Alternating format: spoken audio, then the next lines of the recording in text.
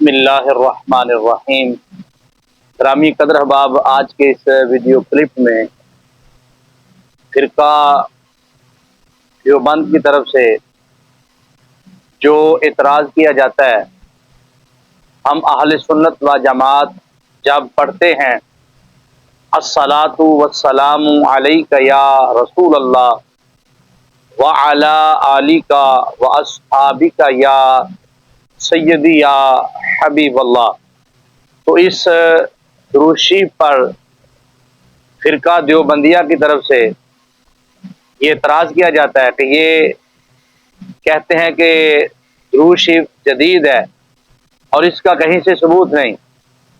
اب اس درود شریف کا کہیں سے ثبوت نہیں، یہ تو بعد کی بات ہے، مگر سب سے پہلا ہم ان سے یہ سوال کریں گے کہ اگر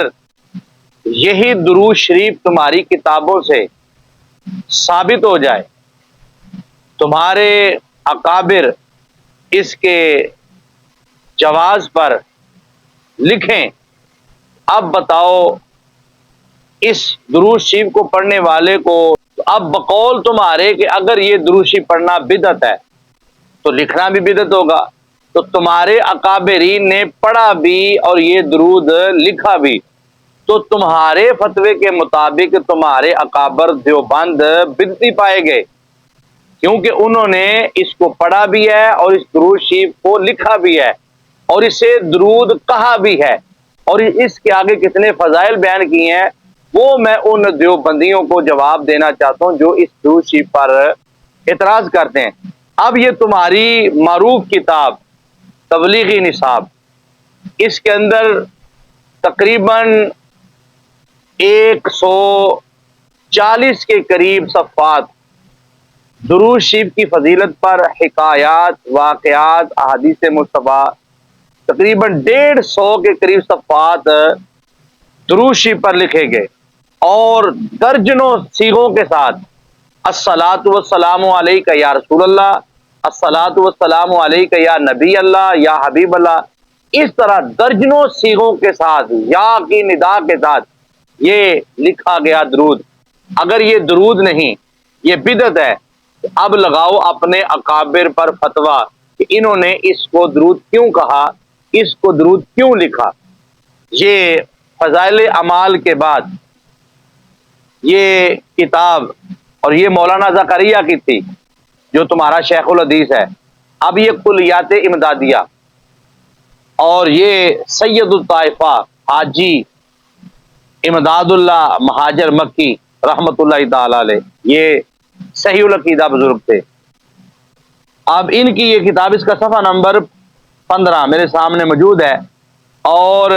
یہی یا رسول اللہ کا ثبوت، الصلاۃ والسلام علیک یا نبی اللہ کا حوالہ، یہ صفحہ نمبر جو ہے 61 پر، 45 پر، اور صفحہ نمبر 84 پر، صفحہ نمبر 15 پر، یہ اس طرح اور بھی کافی صفحات پر یہ درود شریف کے حوالے سے مسئلہ یا محمد یا رسول اللہ اور الصلاۃ والسلام علیک یا رسول اللہ یہ موجود ہے۔ اب اس پر یہ کلیات امدادیہ میں یہ ایک تہجد کی نماز کی یہاں پر تعلیم دی گئی اور اس کا طریقہ کار یہاں پر لکھا گیا، وہ بتانے کے بعد اور دیگر اذکار ذکر کیے گئے، اور اس کے بعد لکھا گیا کہ 21 بار درود شریف پڑھ کر، وہ کون سا درود ہے؟ الصلاۃ والسلام علیک یا رسول اللہ، یہ درود جو آج ہم اذان شروع کرنے سے پہلے درود شریف پڑھتے ہیں اور اذان کے بعد درود شریف پڑھتے ہیں، اور تم دیوبندیوں کی طرف سے اس درود پر حملہ اور پڑھنے والے پر حملہ، اس پر بدعتی ہونے کا معاذ اللہ فتویٰ۔ اب یہ تمہارے اکابر نے تو لکھا کہ یہ درود شریف پڑھا جائے۔ اب اس کے بعد تیسرا حوالہ یہ میرے سامنے امداد المشتاق، یہ تصنیف ہے تمہارے مولانا اشرف علی تھانوی کی، اور مکتبہ رحمانیہ سے یہ چھپی ہے، صفحہ نمبر 60 ہے۔ اب یہاں پر یہی درود شریف لکھا گیا اور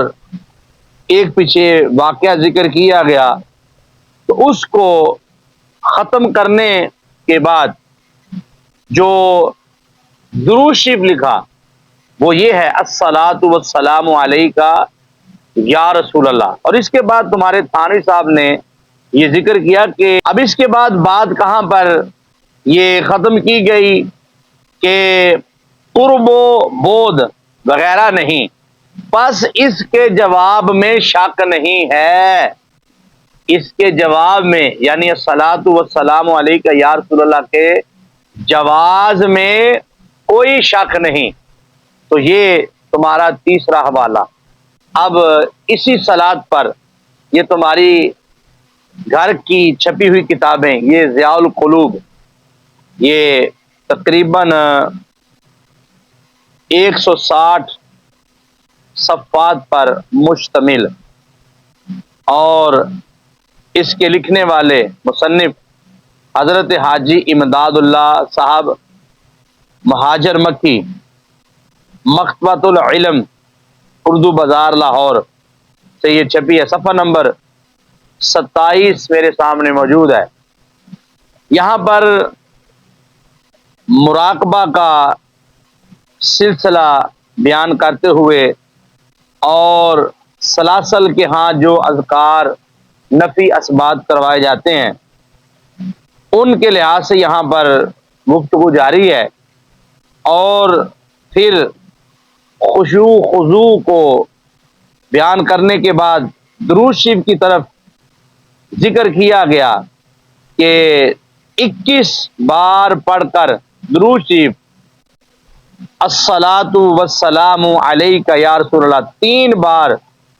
عروج و نزول کے طریقے پر پڑھے۔ اب یہاں پر جب لکھا گیا درود شریف الصلاۃ، تو یہاں پر بریکٹ نمبر 3 کی طرف توجہ کی گئی، الصلاۃ والسلام علیک یا رسول اللہ، الصلاۃ والسلام علیک یا حبیب اللہ، الصلاۃ والسلام علیک یا نبی اللہ، یعنی کہا کہ ان صیغوں کے ساتھ بھی صلاۃ یہ درود شریف آپ پڑھ سکتے ہیں، یعنی بریکٹ میں دینے کا ان کا مطلب یہ ہے کہ وہ بتا رہے ہیں کہ الصلاۃ والسلام علیک یا رسول اللہ کے علاوہ آپ یا حبیب اللہ کہہ سکتے ہیں، آپ یا نبی اللہ کہہ سکتے ہیں۔ تو یہ ہے دارالعلوم دیوبند کے علماء کا عقیدہ، مگر آج ان کے پیروکار اس درود شریف کو بدعت کہتے ہیں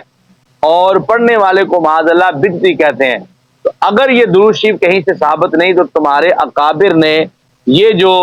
ان کتابوں میں، ورنہ کثیر حوالہ جات موجود ہے، بڑا مختصر کلپ میں نے یہ ریکارڈ کیا ہے، تو اب ان کتابوں کے مصنفین پر کیا تمہارا فتویٰ ہے کہ جنہوں نے اس درود کو،